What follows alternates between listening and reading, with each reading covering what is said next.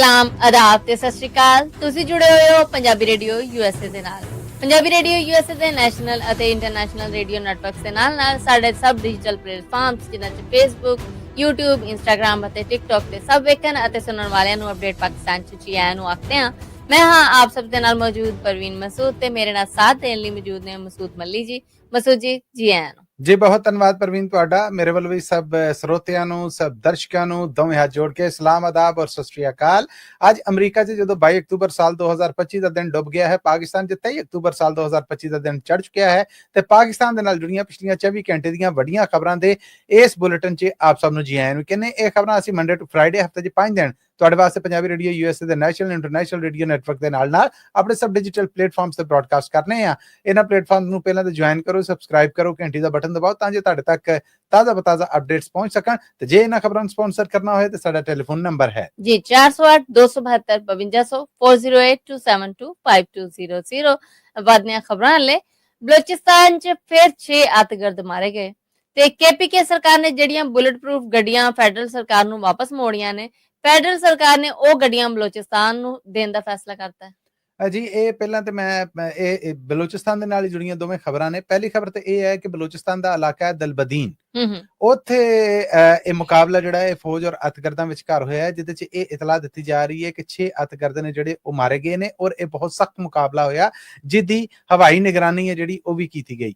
ਇਸ ਹਵਾਈ ਨਿਗਰਾਨੀ ਤੋਂ ਬਾਅਦ ਡਰੋਨਸ ਨੂੰ ਵਰਤ ਕੇ ਇਹਨਾਂ ਨੂੰ ਨਿਸ਼ਾਨਾ ਬਣਾਇਆ ਗਿਆ, ਹਥਿਆਰ ਇਹਨਾਂ ਨੇ ਸੁੱਟੇ, ਮੁਕਾਬਲਾ ਆਖਰੀ ਹੱਦ ਤੱਕ ਕਰਦੇ ਰਹੇ।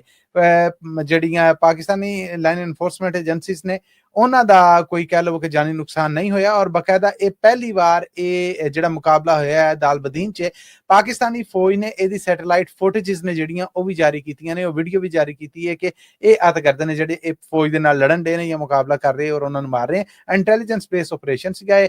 ਦੂਸਰਾ ਜਿਹੜਾ ਤੁਸੀਂ ਕਿਹਾ ਕਿ ਖੈਬਰ ਪਖਤੂਨਖਵਾ ਸਰਕਾਰ ਨੇ ਇਸ ਕੱਲ ਪਰਸੋਂ ਇਹ ਖਬਰ ਕੀਤੀ ਸੀ ਕਿ ਉਹਨਾਂ ਨੇ ਆਖਿਆ ਕਿ ਜਿਹੜੀਆਂ ਬੁਲਟ ਪ੍ਰੂਫ ਗੱਡੀਆਂ ਅੱਤਗਰਦੀ ਤੋਂ ਬਚਣ ਲਈ ਸਾਡੀ ਲਾਈਨ ਇਨਫੋਰਸਮੈਂਟ ਏਜੰਸੀਜ਼ ਪੁਲਿਸ ਨੂੰ ਸੂਬਾ ਸਰਕਾਰ ਨੂੰ ਦਿੱਤੀਆਂ ਜਾ ਰਹੀਆਂ, ਇਹ ਬਿਲਕੁਲ ਕੁਆਲਿਟੀ ਦੇ ਵਿੱਚ ਨਕਾਰਾ ਕਹਿ ਲਵੋ, ਮਾੜੀਆਂ ਨੇ ਜਾਂ ਉਹ ਸਟੈਂਡਰਡਸ ਪੂਰੇ ਨਹੀਂ ਕਰਦੀਆਂ ਜਿਹੜੀਆਂ ਸਾਨੂੰ ਚਾਹੀਦੇ ਨੇ।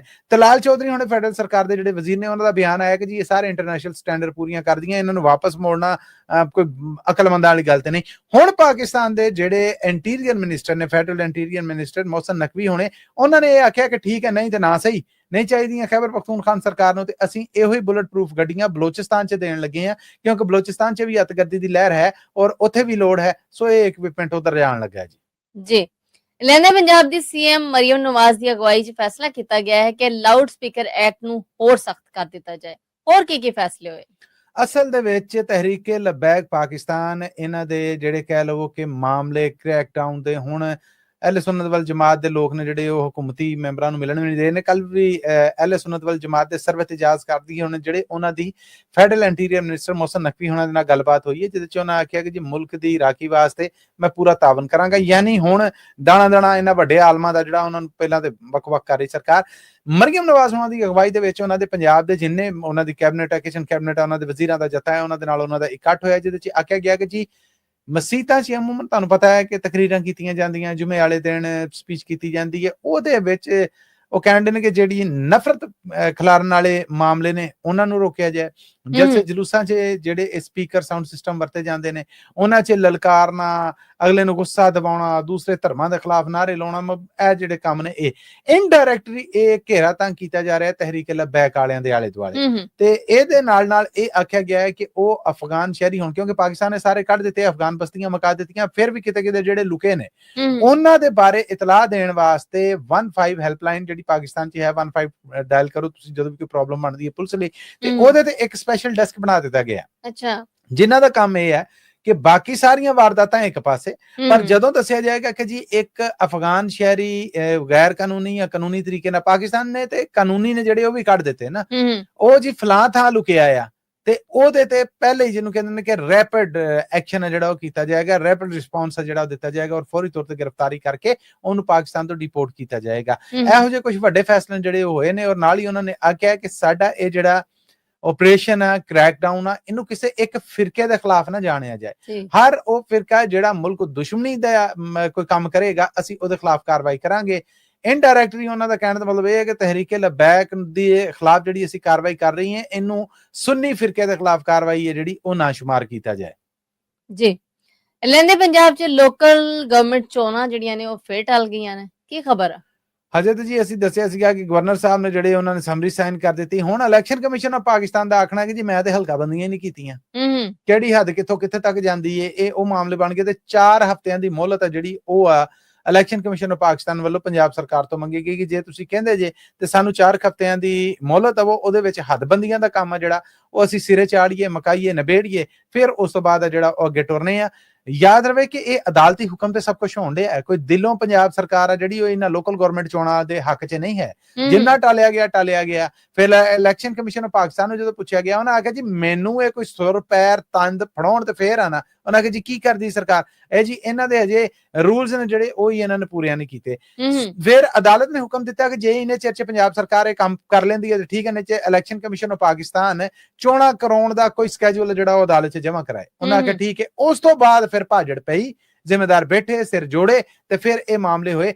ਹੁਣ ਉਹ ਜਿਹੜੀਆਂ ਕਾਨੂੰਨ ਸਾਜ਼ੀਆਂ ਜਿਹੜੀਆਂ ਅਸੀਂ ਮੇਰੇ ਖਿਆਲ 1-2 ਦਿਨ ਪਹਿਲਾਂ ਵੀ ਖਬਰ ਦਿੱਤੀ ਹੈ ਕਿ ਕਾਉਂਸਲਰ ਵਾਸਤੇ ਪੈਨਲ ਹੋਣਾ ਚਾਹੀਦਾ ਹੈ, ਕੱਲਾ ਬੰਦਾ ਇਲੈਕਸ਼ਨ ਨਹੀਂ ਲੜ ਸਕਦਾ, ਆਜ਼ਾਦ ਸੀਐਚ ਨਹੀਂ ਲੜ ਸਕਦਾ, ਕਿਸੇ ਪਾਰਟੀ ਵੱਲੋਂ ਲੜ ਸਕਦਾ ਹੈ, ਪੂਰਾ ਪੈਨਲ ਹੋਣਾ ਚਾਹੀਦਾ ਹੈ, ਪੈਨਲ 'ਚ ਬੰਦਾ ਕੋਈ ਨਾ ਘੱਟ ਹੋਵੇ, ਸਰਕਾਰੀ ਮੁਲਾਜ਼ਮ ਰਿਟਾਇਰਮੈਂਟ ਤੋਂ 3 ਸਾਲ ਬਾਅਦ ਇਲੈਕਸ਼ਨਾਂ 'ਚ ਹਿੱਸਾ ਲੈ ਸਕਦਾ, ਕਿਸੇ ਨੇ ਜੁਰਮ ਕੀਤਾ ਤੇ ਉਹਦੇ ਤੇ ਸਾਬਤ ਹੋਇਆ ਆ, ਮੁਕੱਦਮਾ ਚੱਲਿਆ ਆ, ਮੁਜਰਮ ਸਾਬਤ ਹੋਇਆ, ਸਜ਼ਾ ਭੁਗਤ ਕੇ ਆਇਆ, ਸਜ਼ਾ ਭੁਗਤੀ ਨੂੰ 5 ਸਾਲ ਹੋਣੇ ਚਾਹੀਦੇ ਨੇ। ਇਹੋ ਜਿਹੇ ਮਾਮਲੇ ਸਨ।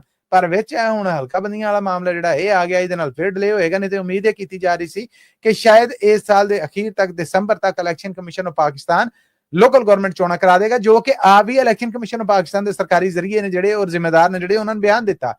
ਪਰ ਹੁਣ 1 ਮਹੀਨੇ ਦੀ ਹੋਰ ਮੋਹਲਤ ਲੈ ਕੇ ਹੱਦਬੰਦੀਆਂ, ਇਹ ਸਾਰੀਆਂ ਹਲਕਾਬੰਦੀਆਂ ਇਹ ਕਰ ਕਰਾ ਕੇ ਮੈਨੂੰ ਨਹੀਂ ਲੱਗ ਰਿਹਾ ਕਿ ਸਾਲ 2025 ਹੈ ਜਿਹੜਾ ਇਹਦੇ 'ਚ ਲੋਕਲ ਗਵਰਨਮੈਂਟ ਚੋਣਾਂ ਹੋਣ।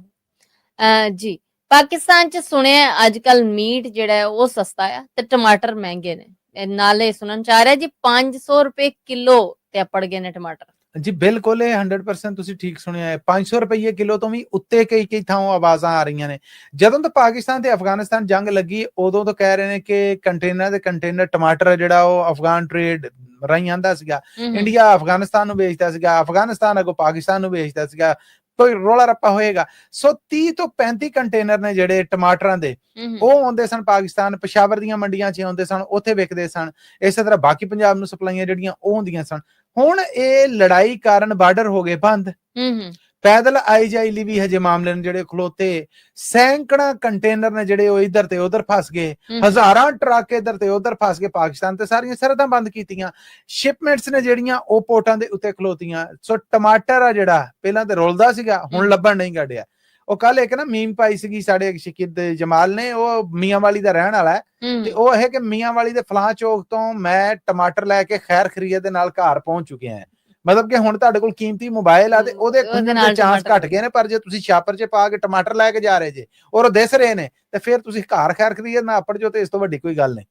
ਜੀ ਵਧਨੇ ਅੱਗੇ ਮਸੂਦ, ਪਾਕਿਸਤਾਨੀ ਗੇਂਦਬਾਜ਼ ਆਸਿਫ ਅਫਰੀਦੀ ਨੇ ਪਹਿਲਾ ਇੰਟਰਨੈਸ਼ਨਲ ਟੈਸਟ ਮੈਚ ਖੇਡਿਆ ਤੇ ਵਰਲਡ ਰਿਕਾਰਡ ਬਣਾ ਦਿੱਤਾ। ਜੀ ਬਿਲਕੁਲ, ਇਹ ਪਹਿਲਾ ਇਹਨਾਂ ਦਾ ਡੈਬਿਊ ਸੀਗਾ ਔਰ ਇਹ ਟੈਸਟ ਮੈਚ ਜਿਹੜਾ ਇਹ ਪਾਕਿਸਤਾਨ ਔਰ ਸਾਊਥ ਅਫਰੀਕਾ ਦੀਆਂ ਕ੍ਰਿਕਟ ਟੀਮਾਂ ਵਿਚਕਾਰ ਰਾਵਲਪਿੰਡੀ 'ਚ ਚੱਲ ਰਿਹਾ, ਸ਼ੁਐਬ ਅਖਤਰ ਦੇ ਸ਼ਹਿਰ ਦੇ ਵਿੱਚ। ਸੋ ਰਾਵਲਪਿੰਡੀ ਕ੍ਰਿਕਟ ਸਟੇਡੀਅਮ 'ਚ ਇਹ ਮਾਰਕ ਹੈ ਜਿਹੜਾ ਵੱਜਾ 90 ਸਾਲ ਪਹਿਲਾਂ। ਇੰਗਲੈਂਡ ਦੇ ਕੋਲ ਜਿਹੜਾ ਰਿਕਾਰਡ ਸੀਗਾ ਕਿ ਇੱਕ ਮੈਚ ਦੇ ਵਿੱਚ ਕਿਸੇ ਖਿਡਾਰੀ ਨੇ 6 ਖਿਡਾਰੀ ਆਊਟ ਕੀਤੇ ਹੋਣ, ਗੇਂਦਬਾਜ਼ ਨੇ, ਉਹ ਰਿਕਾਰਡ ਆ ਜਿਹੜਾ ਜੀ ਉਹ ਤੋੜ ਦਿੱਤਾ ਆ ਇਹਨੇ ਅਫਰੀਦੀ ਨੇ। ਹੁਣ ਅਫਰੀਦੀ ਤੋਂ ਬਾਅਦ ਆਸਿਫ ਅਫਰੀਦੀ, ਇਹਨਾਂ ਨੇ 39 ਸਾਲ ਉਮਰ ਹੈ। ਜਦੋਂ ਇਹਨਾਂ ਦੀ ਟੀਮ 'ਚ ਸਿਲੈਕਸ਼ਨ ਹੋਈ ਹੈ ਨਾ ਪ੍ਰਵੀਨ, ਪਾਕਿਸਤਾਨ 'ਚ ਸੋਸ਼ਲ ਮੀਡੀਆ ਤੇ ਮੀਡੀਆ 'ਚ ਅਖਬਾਰਾਂ 'ਚ ਉਹ ਹੋਇਆ ਕਿ ਜੀ ਇਹ 39 ਸਾਲ ਦੀ ਉਮਰ 'ਚ ਤੇ ਕ੍ਰਿਕਟਰ ਨੇ ਜਿਹੜੇ ਉਹ ਰਿਟਾਇਰ ਹੁੰਦੇ ਨੇ, ਇਹਨੂੰ ਟੀਮ 'ਚ ਸਿਫਾਰਿਸ਼ ਤੇ ਪਾਇਆ ਗਿਆ। ਇਹ ਸਿਫਾਰਿਸ਼ ਹੀ ਹੈ, ਜਦ ਕਿ ਇਸ ਮੁੰਡੇ ਦਾ ਕ੍ਰਿਕਟ ਕੈਰੀਅਰ ਹੈ ਜਿਹੜਾ ਸਾਲ 2009 ਤੋਂ ਸ਼ੁਰੂ ਹੁੰਦਾ ਆ। ਵਕਤ ਦੇ ਨਾਲ ਆਇਆ ਗਿਆ, ਕਿਤੇ ਆਇਆ ਵੀ ਟੀਮ 'ਚ ਪਰ ਮੈਚ ਨਾ ਖੜਾਇਆ ਗਿਆ, ਵਾ ਨਾ ਬਣ ਨਹੀਂ ਸਕਿਆ।